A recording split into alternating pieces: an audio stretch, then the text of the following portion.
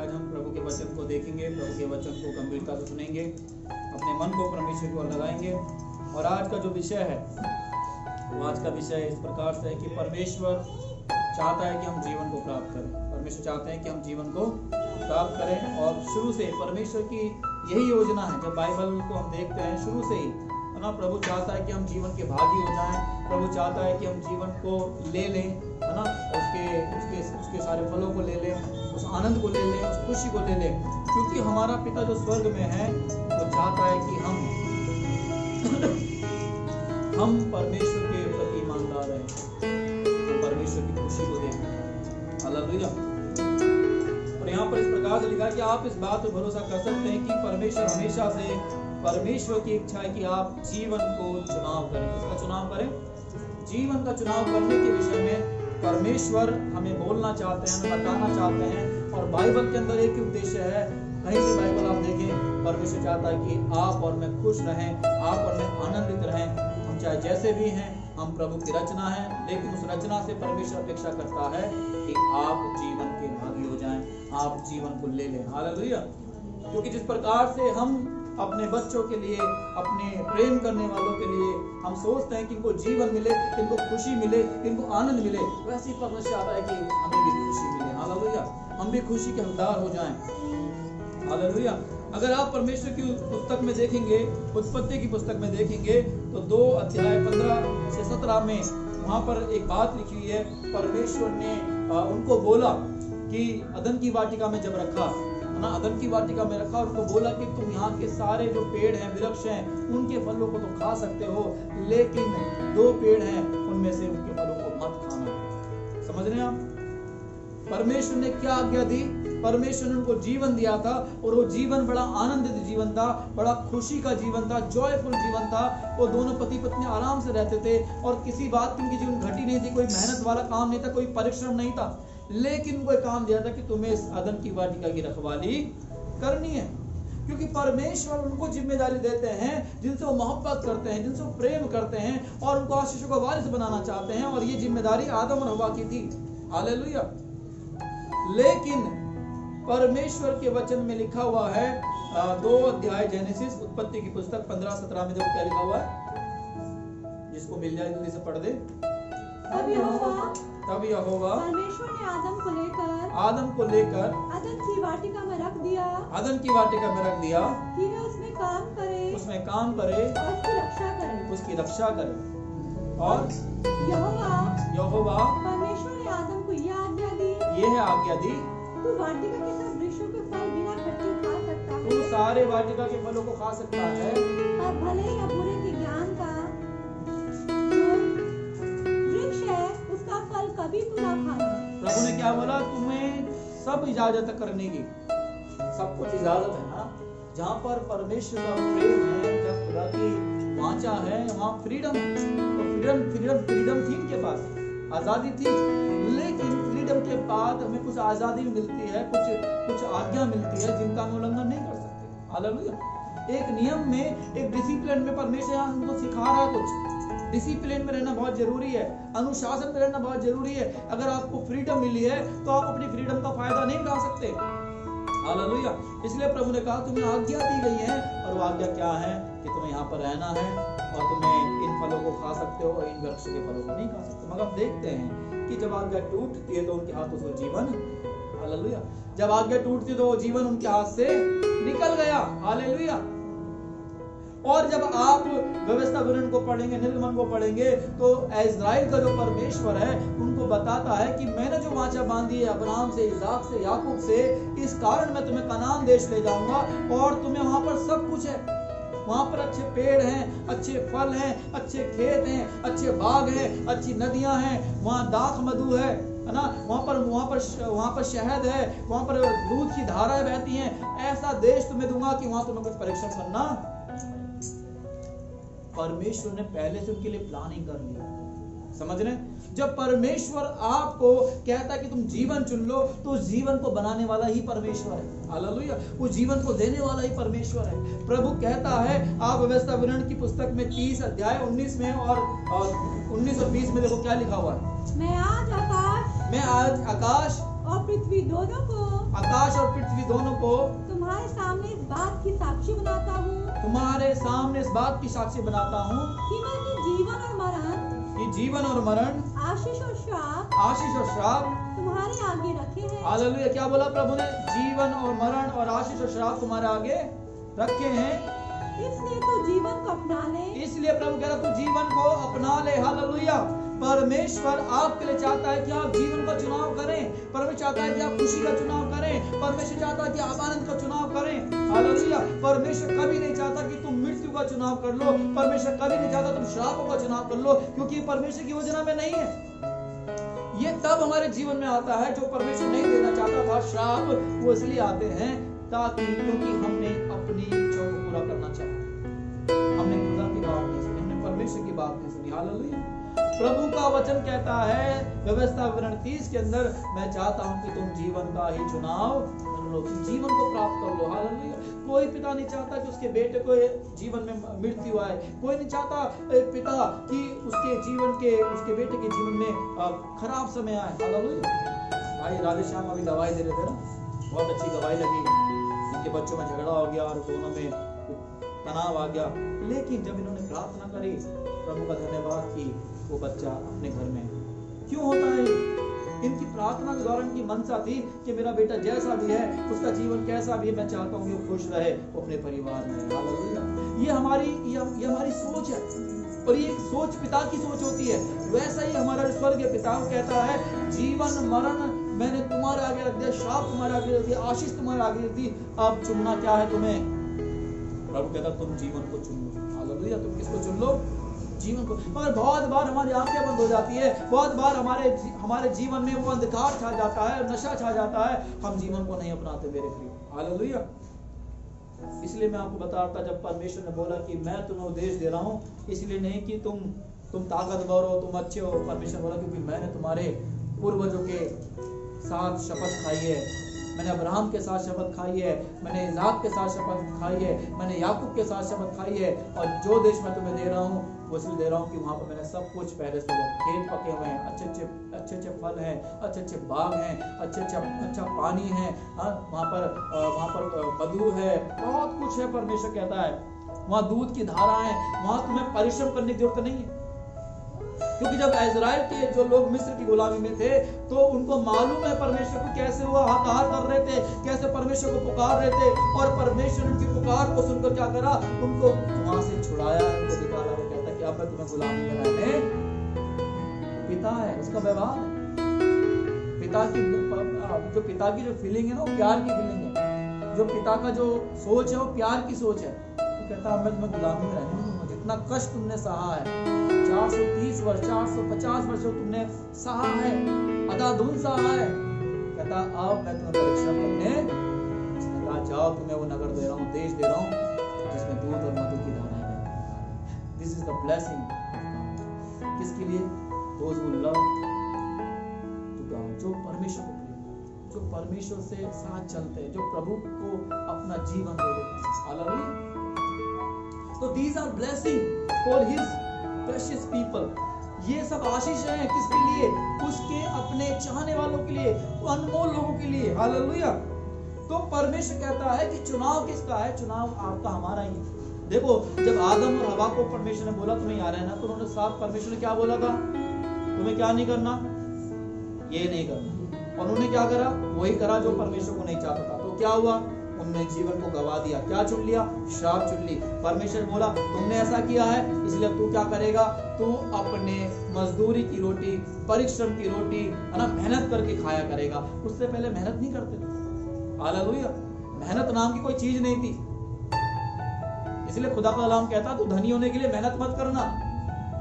जो धनी होने के लिए मेहनत करते हैं वो श्राप का निशान है। जब आप खुदा की आशीष से धनी होते हैं वो अलग है। हालेलुया, वो अलग है। इसलिए जब अब्राहम को परमेश्वर ने बुलाया तो बोला कि अब्राहम तू कुछ मत ले, जो तेरे पास है छोड़ दे, तू मेरे पीछे आ जा, छोड़ दे अपने नगर को, छोड़ दे अपने देश को, छोड़ दे अपने माता पिता को, मैं तुझे दूंगा। हम डिपेंड उसको होना है कि खुदा हमें क्या देना चाहता है। हमें निर्भर उनको होना है कि खुदा ने हमारे लिए क्या रखा है। बहुत सारी चीजों पर हम निर्भर हो जाते हैं, बहुत सारी चीजों को हम ध्यान से देखने लगते हैं, लेकिन परमेश्वर कहता है तुम मुझे देखो। चुनाव हमें करना है। प्रभु ने आपको चुनाव करने का अवसर देता है। और आपको चुनाव करना होगा। हालेलुया। आपका चुनाव कैसा है, ये मैं आपको पहले भी मैंने बताया कि चुनाव जो है वो आपके भविष्य को प्रभावित करेगा।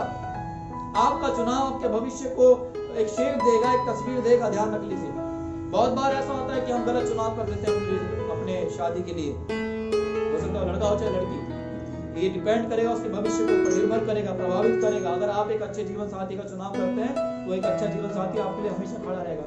लेकिन जब आप गलत जीवन साथी का चुनाव करेंगे तो परीक्षाएं होंगी आप। हालेलुया।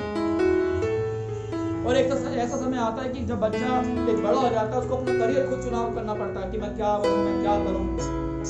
अगर वो एक अच्छा चुनाव कर लेगा तो उसको वो चुनाव उसके भविष्य को क्या करेगा, बेहतर करेगा। अगर गलत चुनाव करेगा तो क्या करेगा, आगे जाकर वो उसको जीवन के क्षेत्र को प्रभावित करेगा। समझ रहे हैं आप? तो परमेश्वर ने आपको चुनाव करने की ताकत दी है। परमेश्वर ने आपको बोला है कि तुम चुन लो, क्योंकि खुदा ने हमें बोला है कि तुम जीवन को चुन लो, तुम ब्लेसिंग्स को चुन लो, तुम आशीष को चुन लो। और यही बात आदम को बोली थी कि तू ये मत करना, ऐसा मत करना, जब तू ऐसा करेगा तो तू क्या हो जाएगा, उस दिन मर जाएगा।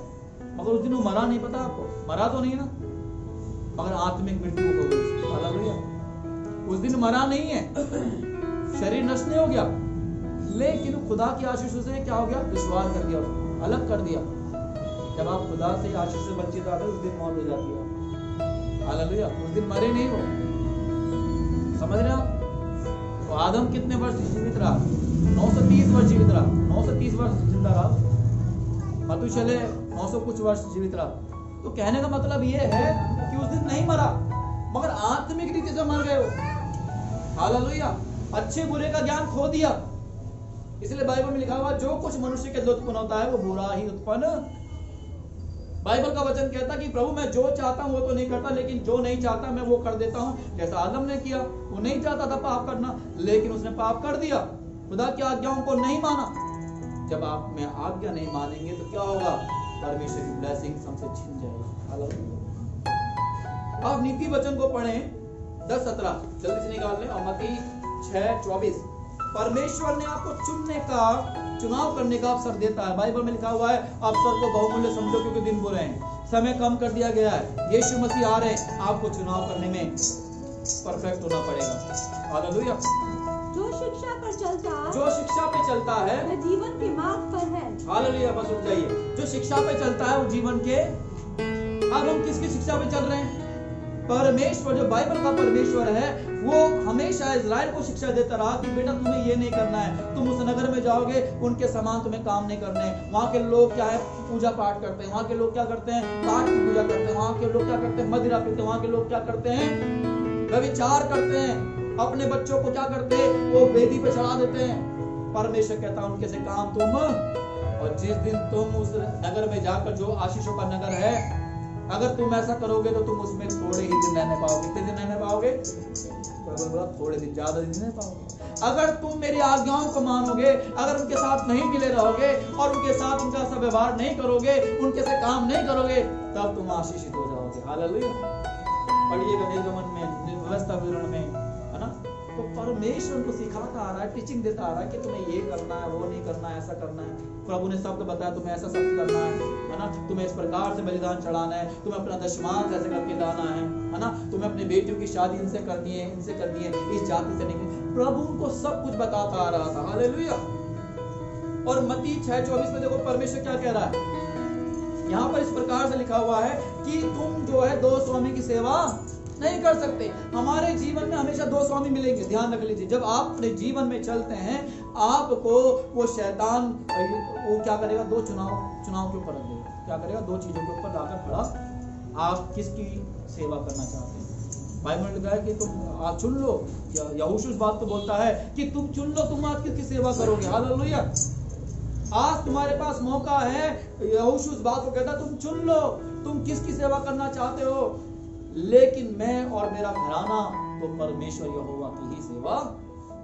यह आपके ऊपर निर्भर करता है कि आप खुदा की सेवा करना चाहते हैं या अपने देवी देवताओं की खिदमत करना चाहते हैं। हालेलुया। इसलिए प्रभु ने ऊंचे स्वर में बोला कि यहोवा ही परमेश्वर है, यहोवा ही खुदा। यहोशू बोलता है इसलिए मैं और मेरा घराना ने ये चुनाव करा है कि मैं खुदावंद की सेवा करूं, मैं खुदावंद की। आराधना करूंगा अपने परिवार के साथ। हालेलुया। इसलिए बहुत बार हम दो स्वामी की सेवा करने लगते हैं मेरे प्रियो। बहुत बार हम ऐसी दिशा में चले जाते हैं, ऐसे नगर में चले जाते हैं, ऐसे लोगों के बीच में चले जाते हैं, हम फंस जाते हैं। हम क्या करें? हम विश्वासी अन्य जातियों की बात में आ जाते हैं। हम विश्वासी लोग दो राह पे चलने लगते हैं। हम संसारिक रीति से भी जीवन जीते हैं और वचन की रीति से भी जीवन जीते हैं। तो क्या होगा? हमारा कोई फायदा नहीं। इसलिए परमेश्वर ने बोला था कि तुम उस नगर में जाओगे तो उनके से काम मत करना। मगर हम क्या कर रहे हैं? आज चर्च में भी आ रहे हैं, प्रार्थना भी कर रहे हैं, मगर अन्य जातियों के साथ भी सहभागिता दे रहे हैं। हमने क्या कर रखा है? दो स्वामी की सेवा करना में अच्छा लग रहा है। हम क्या करेंगे? हिंदू के त्योहार भी मनाएंगे, है ना, और हम मसीह में भी आएंगे, मगर खुदा को नहीं पाता। खुदा को नहीं पाता। हम दूसरे रीति रिवाजों पे चलेंगे, मसीह की रीति पे चलेंगे, नहीं। परमेश्वर खुश नहीं है। इसलिए कहता तुम चुन लो आज तुम किसकी सेवा करोगे। तुम दो स्वामी की सेवा नहीं करोगे। अगर तुम ऐसा करना चाहोगे तो क्या होगा? एक खुश होगा और एक क्रोधित हो जाएगा। इसलिए हम चुन ले, हम प्रभु की सेवा करेंगे।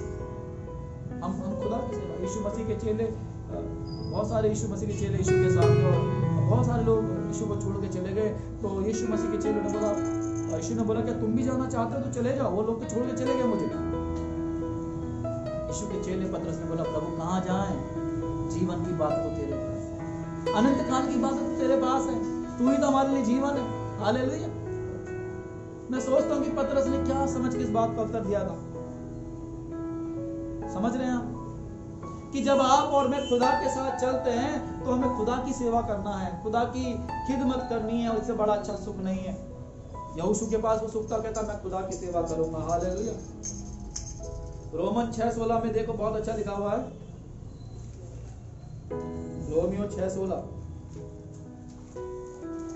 तो यहां पर आप देखते हैं कि जो धार्मिकता है वो परमेश्वर को प्रकट करती है, लेकिन जो पाप है वो शैतान की चीजों को प्रकट करता है। क्या तुम नहीं जानते कि जिसकी आज्ञा मानने के लिए तुम अपने आप को दासों के समान सौंप देते हो। अपने आप को दासों की समान सौंप देते हो। देखिए ध्यान से सुनिए, परमेश्वर ने कहता है क्या तुम नहीं जानते कि तुम किसके सामने झुक रहे हो? क्या तुम्हें बुद्धि नहीं है? क्या तुम्हें समझ नहीं है? तुम अपने आप को गुलामी करके किसके हाथों में सौंप रहे हो? फिर आगे उसी के दास हो तुम। जिसके सामने झुकोगे, जिसको बोलोगे मेरे को गुलामी करे, तो क्या बोलेगा परमेश्वर कि तुम उसी के। अगर आप शराब पीते हो तो आप शराब के आदी हो चुके, तो आप शराब के दास हैं। तो आप लोग नशा करते हैं तो आप नशे के दास बन चुके हैं। आप व्यभिचार करते हैं क्योंकि आपने उसको सौंप दिया है, आप व्यभिचार के दास बन चुके हैं।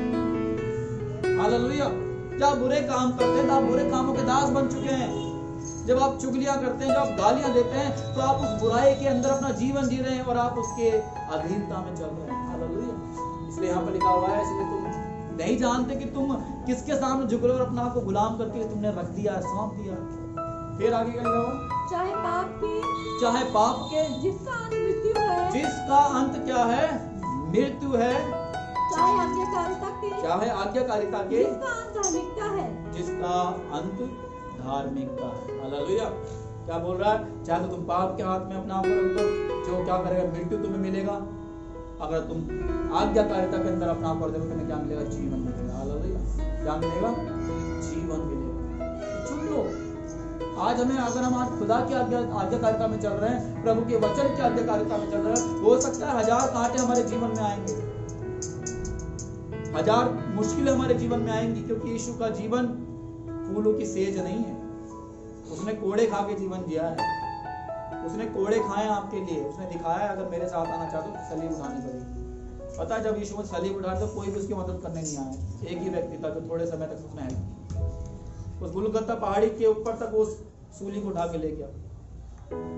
तो परमेश्वर कहना चाहता है कि तुम दो स्वामी की सेवा नहीं कर सकते, तुम्हें चुनाव करना पड़ेगा। यहोशू ने चुनाव किया, यीशु मसीह ने चुनाव किया, पतरस ने चुनाव किया, बहुत सारे यीशु के चेलों ने चुनाव किया, क्योंकि वो यीशु की खिदमत करना चाहते थे।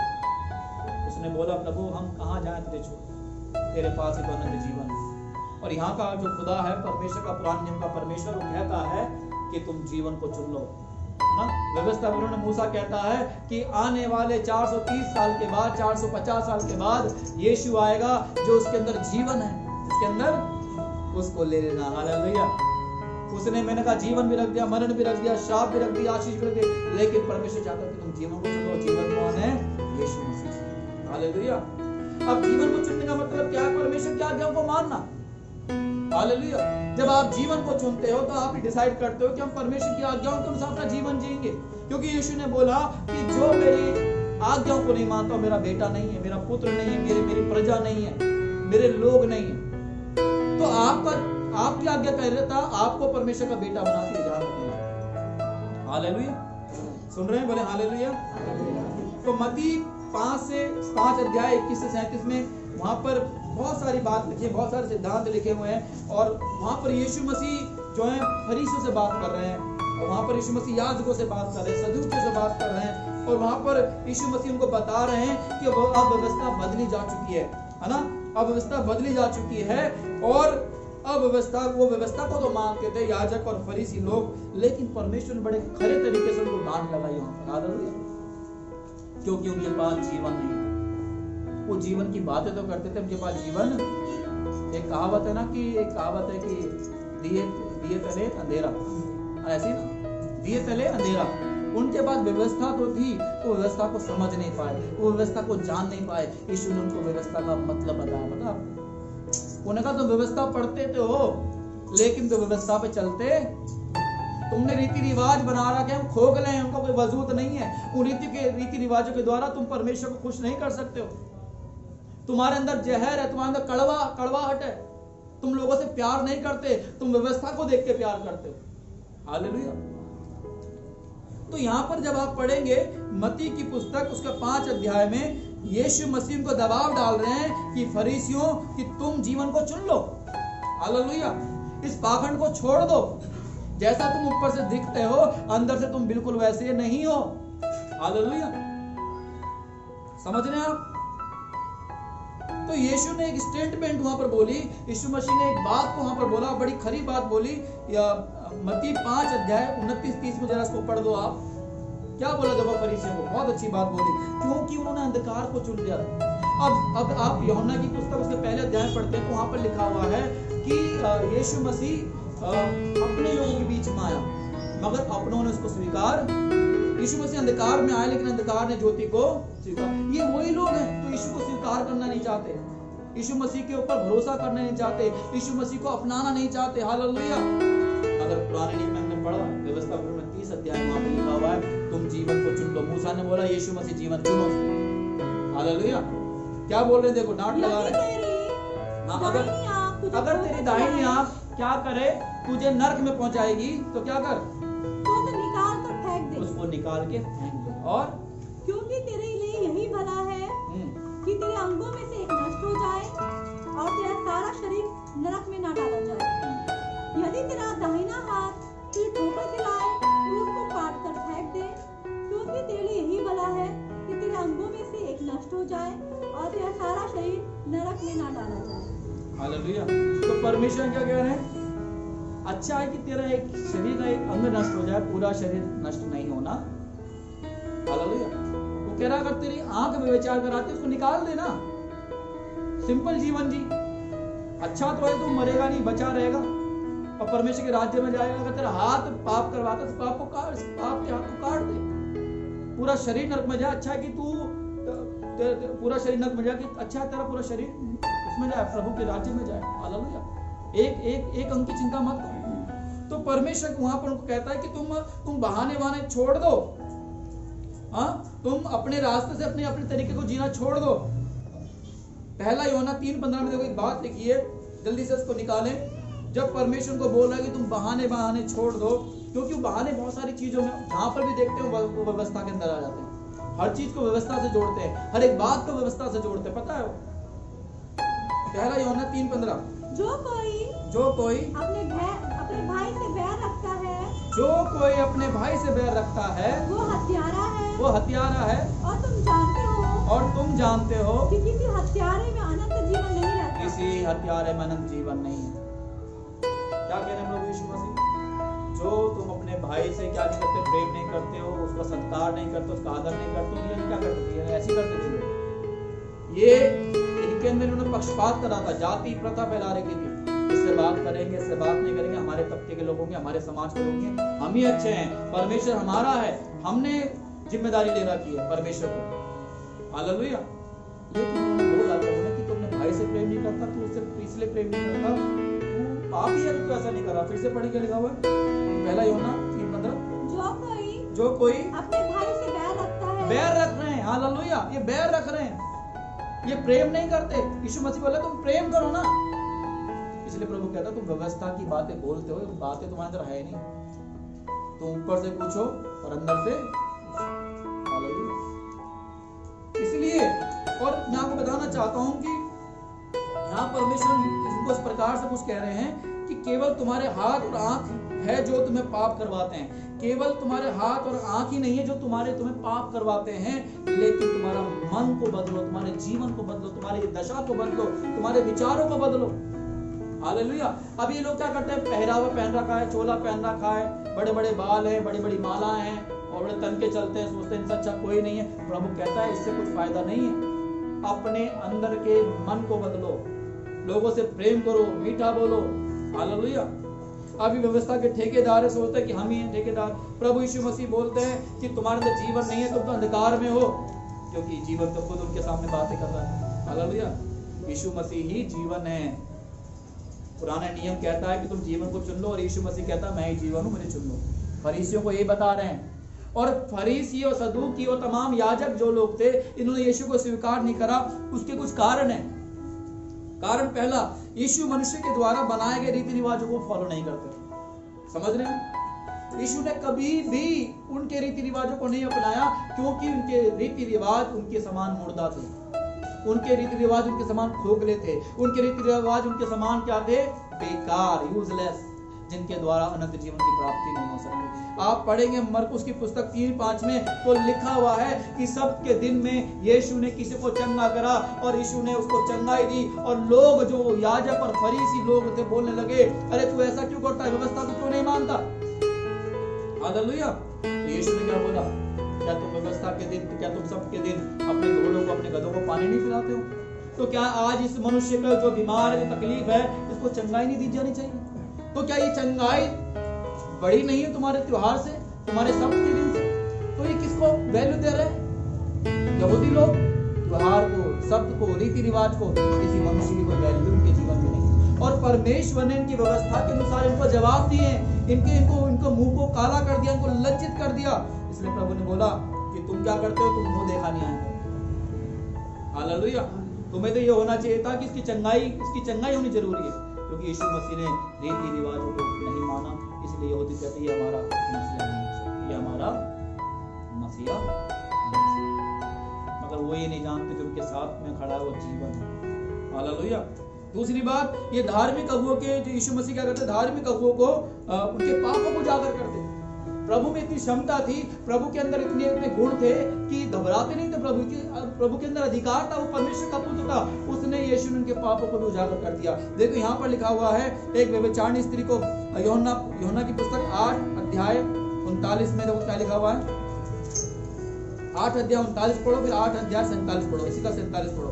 परमेश्वर 47, 48 और 39 और 47, चैप्टर 8। जो परमेश्वर से होता है वह परमेश्वर की बातें सुनता है, और तुम इसलिए नहीं सुनते कि परमेश्वर की ओर से नहीं हो। हालेलुया। आप इससे पहले पढ़े 39 में, 39 में। उन्होंने उसको उत्तर दिया, उसने उसको उत्तर दिया, हमारा पिता तो अब्राहम है। हमारा पिता तो अब्राहम है। यीशु ने उनसे कहा, यदि तुम अब्राहम की संतान होते, अगर तुम अब्राहम की संतान हो तो अब्राहम के समान काम करते। हालेलुया। देखिए दो बात यहाँ देखकर, जब व्यभिचारिणी स्त्री को लेके आए तो उन्होंने कहा प्रभु इसने पाप किया है, इसको क्या करना चाहिए? मृत्यु दंड देना चाहिए, इसको पत्थर मारने चाहिए। यीशु ने कहा अच्छा इसको मारना चाहिए, तो अगर तुमने पाप नहीं किया तो पहला पत्थर ही मारे। यीशु ने उनको फंसा दिया, वो सब पापी थे, एक एक करके निकल गए। हालेलुया। यीशु ने उनके पापों को जागर किया और वो क्या बोलते हैं, हे प्रभु हम तो अब्राहम की संतान है। यीशु ने कहा अगर तुम अब्राहम की संतान होते तो अब्राहम के समान काम करते। अब्राहम विश्वास का पिता था, अब्राहम ने प्रभु की सुनी, अब्राहम ने प्रभु की सेवा करी, अब्राहम ने अपने लिए अपने आप को समर्पण कर दिया। लेकिन तुम्हारा समर्पण सच्चा नहीं है, तुम्हारा समर्पण खोखला है, दिखावटी है, इसमें कोई वजूद नहीं है, इसकी कोई नींव नहीं है। हालेलुया, समझ रहे हो? उनके पापों को उजागर कर दिया प्रभु यीशु मसीह ने, क्योंकि वो भी आज भी वो अंधकार से समझौता करके बैठे हुए हैं। आपको मालूम है आज भी ये जो यहूदी हैं, इन्होंने यीशु को क्यों नहीं अपने जीवन में अपनाया है, क्यों उसको उद्धारकर्ता नहीं माना? ये सोचते हैं कि जो हमारा जो मसीहा है वो कौन है, शक्तिशाली है, वो सुप्रीम पावर है। वो सोचते हैं हमारा मसीहा जो है दाऊद की तरह है, जो पूरे इजराइल को उसने राज्य किया था, जो बड़ा अच्छा योद्धा था, बड़ी लड़ाइयां उसने जीती, बड़ा परफेक्ट था, बड़ा मजबूत था। मगर जो मसीहा की बात करते हैं बाइबल में, आप पढ़ेंगे भजन संहिता 22 में और यशाया 53 में, तो वहां पर मसीह के बारे में लिखा हुआ है वो दुख उठाएगा, वो मारा जाएगा, लोग उसको कमजोर दर्शाया गया है। ये सोचते हैं हमारा मसीहा ऐसा नहीं, हमारा मसीहा वो तो बड़ा पॉलिटिक्स में मजबूत होगा, वो तो बड़े घोड़े पे आएगा, उसके हाथ में तलवार होगी, वो तो लोगों को मारेगा पीटेगा। वो ऐसी बातों को सोच रहे हैं, वो ऐसी चीजों को सोच रहे हैं। हालेलुया। इसलिए परमेश्वर वो यीशु मसीह ने क्या करा, इनको ये बातें बताई कि तुम्हारे अंदर खोखलापन है, तुम्हारे झूठी शिक्षा है। हालेलुया, समझ रहे कहने का मतलब? तो इन लोगों ने, यीशु ने कितने चमत्कार किए फरीसियों के सामने, सदूक के सामने, लेकिन इन्होंने कभी भी यीशु को ग्रहण नहीं। यीशु ने कहा, आगे जाके देखो, आगे जाके आप पढ़ेंगे है ना, यहाँ पे लिखा हुआ है जब आप जीवन को चुनते हैं तो जीवन आपके हृदय को बदल देता है, और वो मसीह है। वो जीवन कौन है? मसीह है ना। और यहाँ पर लिखा हुआ है पहला यूहन्ना की पुस्तक 1:4 में पढ़ें, यूहन्ना की पुस्तक 1:4 में। तो ये यीशु मसीह ने याजकों को, फरीसियों को बोला कि मैं ही मार्ग हूं, मैं ही सत्य हूं और मैं ही क्या बोलता है, मैं ही जीवन हूं। और व्यवस्था विवरण 30 अध्याय 19-20 वहां पे लिखा हुआ है कि तुम जीवन को चुन लो। मूसा ने कितने साल पहले है ना भविष्यवाणी करी कि एक व्यक्ति आएगा जिसके अंदर जीवन है, वो है यीशु मसीह। और यहाँ पर वो बोल रहा है यूहन्ना की पुस्तक 1:4 में और 10 जीवन था, उसमें जीवन था, और वो जीवन मनुष्य की ज्योति था, और वो जीवन मनुष्य की कौन थी? ज्योति था।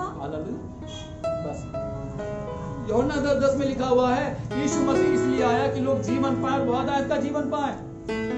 तो जीवन कौन है? प्रभु यीशु मसीह जीवन है, और कोई जीवन नहीं है। हालेलुया। और यहाँ पर यूहन्ना 6:48 में लिखा हुआ है कि जीवन की रोटी मैं हूं, जो कोई मुझ में से खाएगा भूखा ना होगा, और जो कोई मुझ में से पिएगा कोई प्यासा। यीशु मसीह साफ बोल रहे हैं कि मुझ में से तुम हिस्सेदारी करोगे तो वास्तव में तुम्हें जीवन मिलेगा, अनंत काल का जीवन मिलेगा। समझ रहे हैं? यूहन्ना 6:58 में लिखा हुआ है जो ये रोटी खाएगा वो सर्वदा जीवित रहेगा। पुराने नियम में बोला तुम जीवन को ले लो, प्रभु कहता है कि मैं जीवन हूं और मेरे बगैर पिता के पास कोई नहीं। फरीसियों को, याजकों को बोला गया है, तब भी वो सुनते नहीं है, कहता हमारा मसीह, हम नहीं मानते मसीह, तू मसीह है, अरे हम तो जानते तू कौन है, तू तो एक बढ़ई का बेटा है। वो ऐसे बात करते हैं, अरे हम देखते हैं उसकी कोई वैल्यू नहीं है। इसलिए प्रभु ने बोला कोई भविष्यवक्ता अपने नगर में कोई इज्जत नहीं पाता। उसको मारना चाहते थे वहां पर, पता? यीशु मसीह को कई बार पकड़ना चाहा क्योंकि उसको मसीहा का भी स्वीकार, क्योंकि वो अंधकार में, वो ज्योति को नहीं पाना चाहते, वो झूठे पाखंडों में है। हालेलुया। और लिखा हुआ है 6:54 में जो मेरा मांस खाता है, लहू पीता है, वो ही उसके अंदर जीवन है। पहला यूहन्ना 5:20 में लिखा हुआ है, पढ़ें जल्दी से। पहला यूहन्ना 5:20, पहला यूहन्ना 5:20 में आप पढ़ेंगे तो वहां पर इस प्रकार से है कि जल्दी से पढ़ें। हम ये भी जानते हैं परमेश्वर का पुत्र आ गया है, परमेश्वर का पुत्र आ गया है, और उसने हमें समझ दी है, उसने हमें समझ दी है, हम उस सत्य को पहचाने, हम उस सत्य को पहचाने, और हम उनमें हम उसमें जीवित हैं, अर्थात उसके पुत्र यीशु मसीह में रहते हैं, अर्थात उसके पुत्र यीशु मसीह में रहते हैं। सच्चा परमेश्वर अनंत जीवन इन्हीं है, सच्चा परमेश्वर और अनंत जीवन यीशु मसीह ही अनंत जीवन। प्रभु ने हमें समझ दी है, प्रभु ने हमें बताया कि मैं ही मार्ग हूं, मैं ही सत्य हूं, और प्रभु ने हमें हम पर अपनी सच्चाई को प्रकट किया है। जब हम पापी थे प्रभु सही समय में मारा गया, हमारे लिए उसने बलिदान दिया, उसने हमारे लिए अपने आप को क्रूस के ऊपर कुर्बान कर दिया। पहला यूहन्ना 5:12 में लिखा हुआ है, जिसके पास पुत्र है उसके पास जीवन है। हालेलुया। जिसके पास परमेश्वर का पुत्र नहीं उसके पास जीवन भी। तो समझ रहे हैं ये बात कहां से मैच हो रही है? पुराना नियम व्यवस्था विवरण में प्रभु का कलाम कहता है, यहोवा कहता है कि तुम जीवन को चुन लो, और यहाँ पर यीशु मसीह कहते हैं कि मैं ही मार्ग, सत्य और जीवन हूँ, और जो मुझ में से खाएगा कभी भूखा ना रहेगा और कभी प्यासा ना रहेगा। हालेलुया। उसने बोला मैं जीवन की रोटी हूँ, मैं ही भेड़ों का द्वार हूँ। प्रभु ने अपने आप को बोला कि मैं सब कुछ हूँ। हालेलुया। यीशु ने बोला कि मैं परमेश्वर का पुत्र हूँ। जिसने पुत्र को देखा उसने पिता को देखा, तब भी इस बात को लोग नहीं समझ पाए। आज भी जो यहूदी हैं वो भी आज भी अंधकार में हैं, क्योंकि उन्होंने यीशु को मानने से इनकार कर दिया। हालेलुया। अंतिम बात कहकर खत्म करूंगा। यीशु मसीह जीवन है मेरे प्रिय। आपको मालूम है जब लाजर मर गया, मरने के बाद उस मुर्दे के अंदर जीवन किसने डाला? यीशु ने। वही जीवन। एक विधवा का बेटा मर गया था और यीशु मसीह वहां से गुजर रहे थे। यीशु ने देखा, उस बुढ़िया के ऊपर तरस खाया, बुजुर्ग महिला के ऊपर, और लिखा हुआ है उसने उस बेटे के लिए प्रार्थना करी, वो जिंदा हो। याइल की बेटी को परमेश्वर ने चंगा किया, बोला अरे ये मरी कोई ना है, ये तो सोती है। ये परमेश्वर का जीवन है यीशु। हालेलुया। यीशु में जीवन है जो आपको मुझे सतर्क बनाता है, जो आपको मुझे मजबूत बनाता है ना। बाइबल का कलाम यीशु मसीह आप पढ़ेंगे तो वहां पर आप देख पाएंगे यूहन्ना में प्रभु ने बहुत बार बोला मैं ही जीवन हूँ, मैं ही जीवन हूँ, मैं ही जीवन हूँ। और आज खुदा ये कहता है वो जीवन को अपना लो। हालेलुया। वो जीवन को अपना लो। अगर आज में आप उस जीवन को अपना लेंगे तो परमेश्वर हमें किसी बात की कमी घटी होने नहीं देगा। हालेलुया।